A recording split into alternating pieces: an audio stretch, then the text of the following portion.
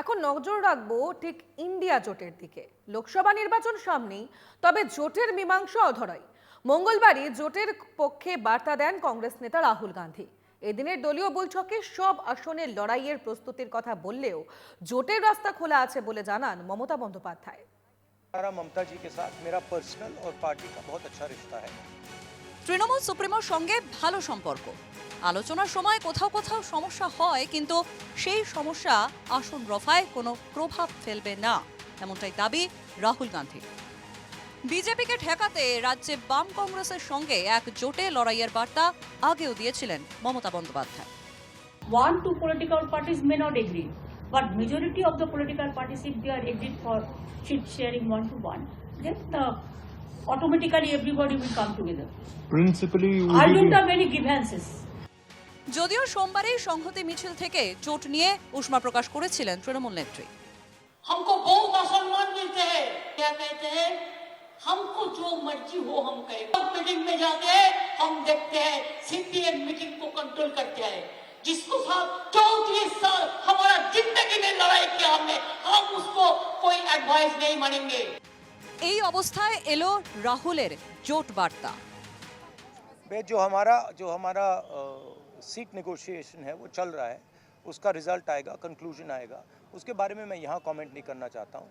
But हमारा ममता जी के साथ मेरा पर्सनल और पार्टी का बहुत अच्छा रिश्ता है। हाँ, थोड़ा थोड़ा होता रहता है, कभी कोई उनका कोई बोल देता है, हमारा कोई बोल देता है। These are natural things, these are not things that are going to disrupt anything. এর আগে মুর্শিদাবাদের বৈঠকেও একলা চলার জন্য প্রস্তুত থাকতে বলেছিলেন তৃণমূল নেত্রী, তবে সেখানেও জোটের রাস্তা খোলা রেখে মঙ্গলবার দলীয় বৈঠকে দলকে ৪২ আসনে লড়াইয়ের প্রস্তুতি রেখেও জোটের জন্য দরজা খোলা রয়েছে বলে বার্তা মমতা বন্দ্যোপাধ্যায়। জোটের দরজা খোলা রয়েছে, যদি জোট না হয় তাহলে সব আসনে লড়াইয়ের জন্য প্রস্তুত থাকতে হবে, দলকে নির্দেশ নেত্রীর। খবর তৃণমূল সূত্রে।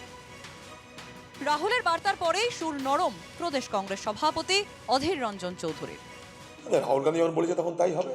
রাহুল গান্ধী ভালো ব্যাখ্যা দিতে, আমি তো রাহুল গান্ধী জানি না কোন পরিপ্রেক্ষিতে কি বলেছে, নিশ্চয়ই তিনি ভেবেচিন্তে বলেছেন কথা। আমরা দেশের জোটের পক্ষে বার্তা দিয়েছে তৃণমূল। একসাথে আসন সমঝোতা, নির্বাচনী সমঝোতা যেগুলো হয়, তার আগে বিভিন্ন রাজনৈতিক দলের আলাদা আলাদা করে মতামত থাকবে এবং সেটা থাকতেই পারে, কিন্তু মমতা বন্দ্যোপাধ্যায় আমাদের নেত্রী, যিনি বলেছেন একটাই, যে আন্তরিকভাবে বিজেপির বিরুদ্ধে লড়তে হবে। কিন্তু জোটের অন্য শরিক সিপিএম এখনো ধরি মাছ না ছুঁই পানি। সেটা তাদের ব্যাপার, দুটো দলের মধ্যে, আমি তো তার মধ্যে নেই, সেটা কংগ্রেস আর তৃণমূল বুঝে নিক। লোকসভার কাউন্টডাউন শুরু, ইতিমধ্যেই নীরবে ঘর গোছাচ্ছে বিজেপি।